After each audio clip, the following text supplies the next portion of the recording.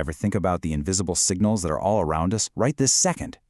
I mean, they're the lifeblood of our modern world, connecting our phones, our cars, even our power grids. But what happens when someone weaponizes those same invisible waves? When attackers can hide in plain sight, striking from miles away without leaving a single trace? Well, that's the invisible battlefield of the 21st century. And today, we're going to start learning the rules of engagement. All right, so just so you know, this is the very first part of a 10-part tutorial.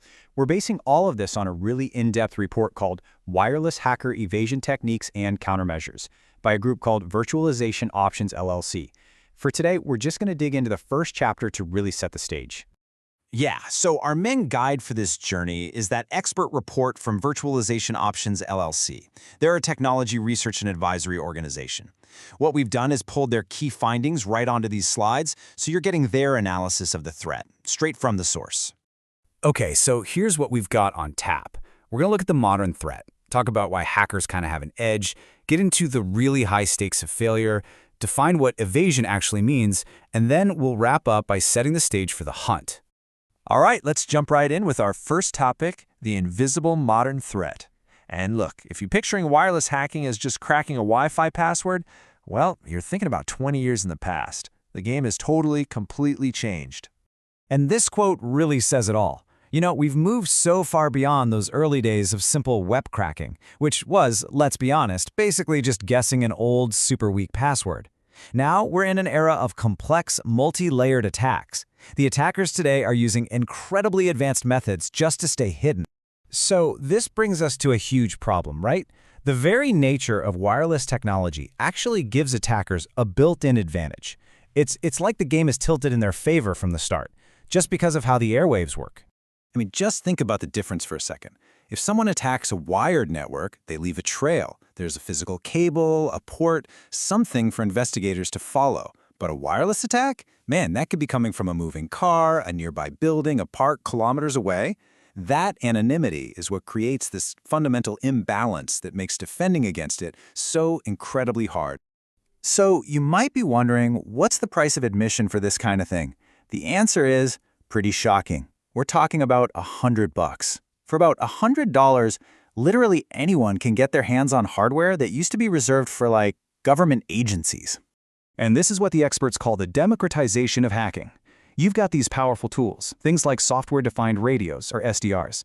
And these are basically just super flexible radios you control with a computer, and they can pretend to be almost any wireless device. They're dirt cheap now. You combine that with tons of free open-source software and step-by-step tutorials all over the internet, and yeah, the barrier to entry for launching these sophisticated attacks, it's pretty much gone. Okay, so what happens when one of these cheap, powerful, and totally anonymous attacks actually works? Well, the fallout goes way beyond just a simple data breach. The stakes are just incredibly high. We're talking about real-world physical safety here. No, really, think about it. An attack could mess with a hospital's medical equipment. It could shut down a city's power grid. It could bring financial markets to a screeching halt. When you can attack our most critical infrastructure from miles away, completely anonymously, the potential for real chaos and actual physical harm is it's massive. And it's not just about physical danger. Companies and organizations are under huge legal and regulatory pressure. You have things like HIPAA in healthcare, or PCI DSS for credit cards. They demand strong wireless security. If you fail to comply, you're looking at massive fines. All while you're trying to fight an enemy you literally can't even see. So we've been throwing this word evasion around, but let's get really clear on what it means. It's so important to understand this. This isn't just about hiding. It's an active, deliberate art of deception. Right, so at its heart, evasion isn't about being quiet. It's about using deliberate tactics to actively fool security systems, to mislead them, and to make finding the attacker's physical location an absolute nightmare for the good guys. And here's the key difference. Think of it like this. Concealment is passive. It's like whispering so nobody hears you.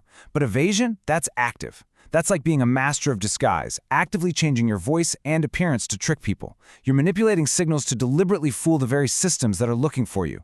And defending against that, it takes a whole different way of thinking and a whole new set of tools. So when you put all of this together, you start to see the true scale of the challenge that security pros are up against.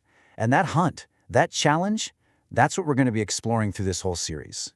It's kind of wild when you think about it.